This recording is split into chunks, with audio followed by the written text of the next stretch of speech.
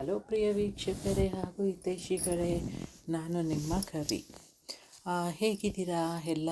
ನಾನು ತುಂಬ ಚೆನ್ನಾಗಿದ್ದೀನಿ.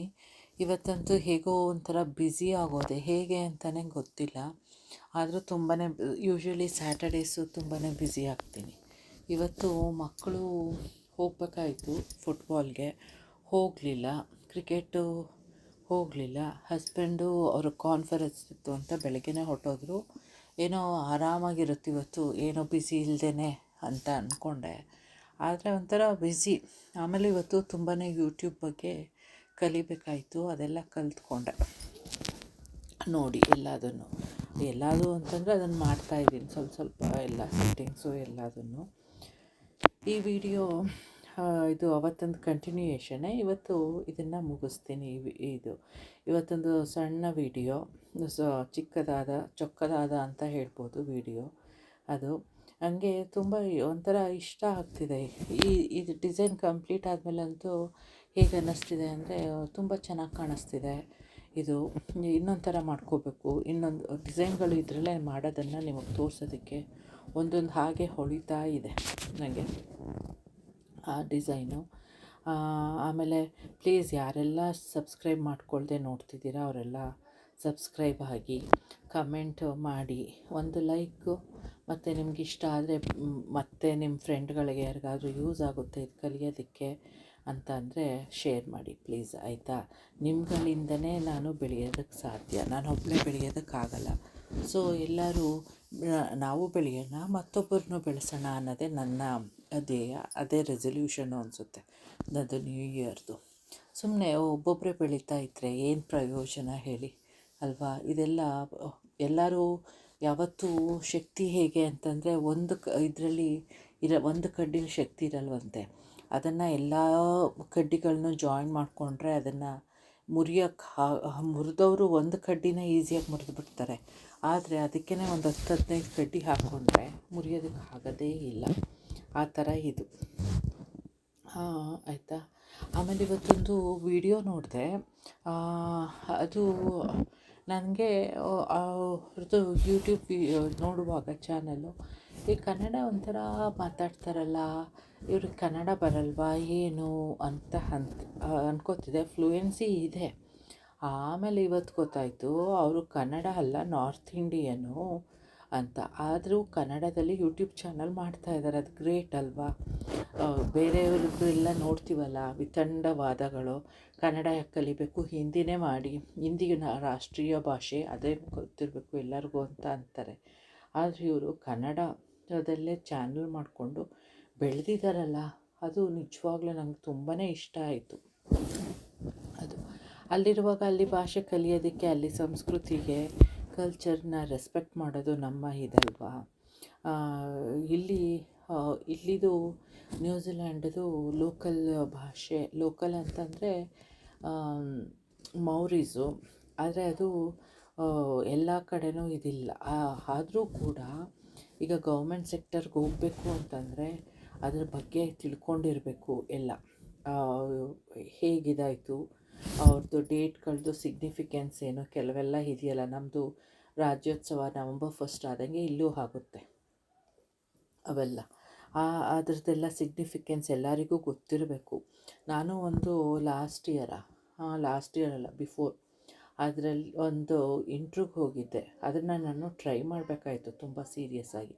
ಆದರೆ ಆಗ ನನಗೆ ಡೆಂಟಿಸ್ಟ್ದು ಎಕ್ಸಾಮ್ದು ಭೂತ ತಲೆ ಮೇಲೆ ಹತ್ತಿತ್ತಲ್ಲ, ಆಗ ಎಕ್ಸಾಮ್ ಅಂದ್ಕೊಂಡು ಅದಕ್ಕೆ ಪ್ರಿಪೇರ್ ಆಗಲಿಲ್ಲ ಇಂಟ್ರ್ಯೂಗೆ. ಆ ಇಂಟ್ರ್ಯೂಲಿ ನನಗೆ ಎಲ್ಲ ಚೆನ್ನಾಗಿ ಬಂತು. ಇಂಟ್ರ್ಯೂಲಿ ಅದ್ರ ಬಗ್ಗೆ ಇಲ್ಲಿ ಕಲ್ಚರ್ದು ಅದೆಲ್ಲ ಹೇಳಲಿಲ್ಲ ಅಷ್ಟೊಂದು. ಅದರಿಂದ ಅದು ಇಂಟ್ರ್ಯೂ ಹೊರಟೋಯ್ತು, ನಂದು ಸೆಲೆಕ್ಟ್ ಆಗಲಿಲ್ಲ. ಆ ಥರ ಅದಂತೂ ತುಂಬಾ ಇಷ್ಟ ಆಯಿತು ಹುಡುಗಿದು. ನೀವು ಎಲ್ಲ ನೋಡಬೇಕು ಅವ್ರದ್ದು ಅಂತ ಅಂದರೆ ಹೋಗಿ ಹೀನಾ ಕ್ರಿಯೇಟರ್ .0.4 ಅನಿಸುತ್ತೆ ಅವ್ರದ್ದು. ಅದಂತೂ ನನಗಂತೂ ಎಷ್ಟು ಖುಷಿ ಆಯಿತು ಅಂದರೆ ತುಂಬಾ ಖುಷಿ ಆಯಿತು, ಆಯಿತಾ? ಆಮೇಲೆ ಇನ್ನೊಂದಷ್ಟು ಜನ ಇಲ್ಲೂ ಹೇಗೆ ಅಂತಂದರೆ, ಬ್ಯಾಂಗ್ಳೂರು ಅಂದ ತಕ್ಷಣ ಎಲ್ಲಿಯವರು ಅಂತಾರೆ. ಎಲ್ಲರಿಗೂ ಬ್ಯಾಂಗ್ಳೂರು ಗೊತ್ತಿರುತ್ತಲ್ಲ ಅಂತ ಬೆಂಗಳೂರು ಅಂದ ತಕ್ಷಣ ಓ ತಮಿಳಿಯನಾ ಅಂತಾರೆ. ನಾನು ಅದಕ್ಕೆ ಇಲ್ಲ ಅದು ಬ್ಯಾಂಗ್ಳೂರು ಕರ್ನಾಟಕದ್ದು ಪ್ಯೂರ್ ಕನ್ನಡ ಇರೋದು, ಇದು ಕನ್ನಡಿಗ ಅಂತ ಹೇಳೋದು. ಹಾಗೆಲ್ಲ ಹೇಳಿದಾಗ ತುಂಬಾ ಕೋಪ ಬರುತ್ತೆ ಅವ್ರಿಗೆ ಕೇಳಿದ ತಕ್ಷಣ. ಸುಮಾರು ಕಡೆ ಕೇಳಿದ್ರು ನನಗೆ, ಯಾರಾದರೂ ಪರಿಚಯ ಆದ ತಕ್ಷಣವೇ ಬ್ಯಾಂಗ್ಳೂರು ಅಂದ ತಕ್ಷಣ ತಮಿಳ್ ಅಂತ ಹೇಳೋದು. ತಮಿಳ ನಮ್ಮದು, ಯಾಕೆ ಆ ಥರ ಈ ಜನಗಳಿಗೆಲ್ಲ ಇದು ಕೊಟ್ಟಿರೋದು? ನಮ್ಮ ಭಾಷೆ, ನಮ್ಮ ಕನ್ನಡ, ನಮ್ಮ ಇದು, ಅದನ್ನು ನಾವು ಹೆಚ್ಚಿಗೆ ಇದು ಮಾಡ್ಕೋಬೇಕು ಎಲ್ಲದರಲ್ಲೂ. ಆಯಿತಾ?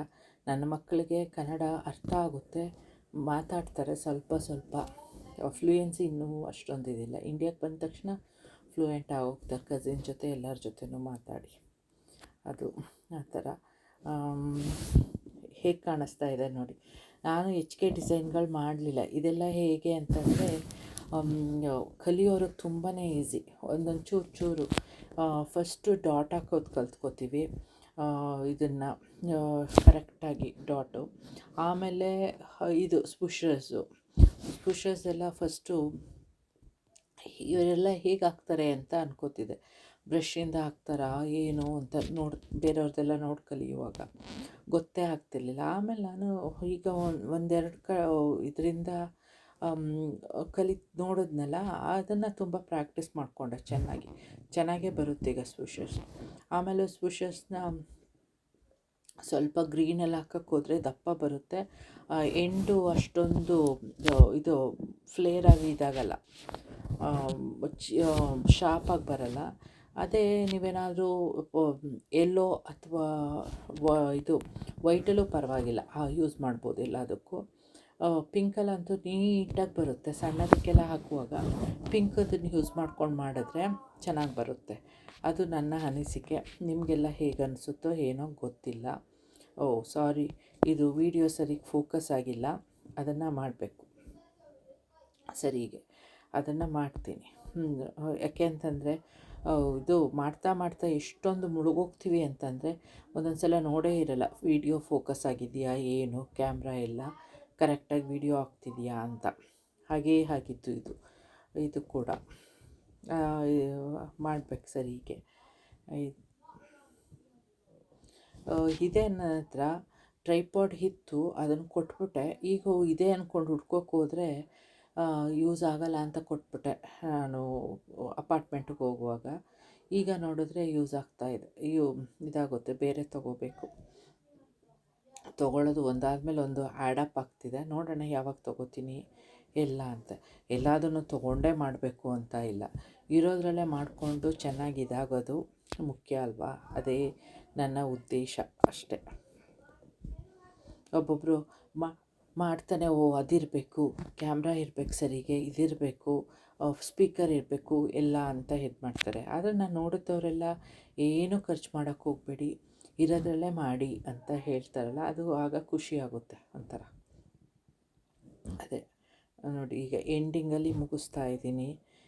ಕರೆಕ್ಟಾಗಿ ಎಷ್ಟು ಕಲರ್ ಯೂಸ್ ಮಾಡಿದ್ನೋ ಅದೇ ಕಲರು ಇದು ಮಾಡಿದೆ.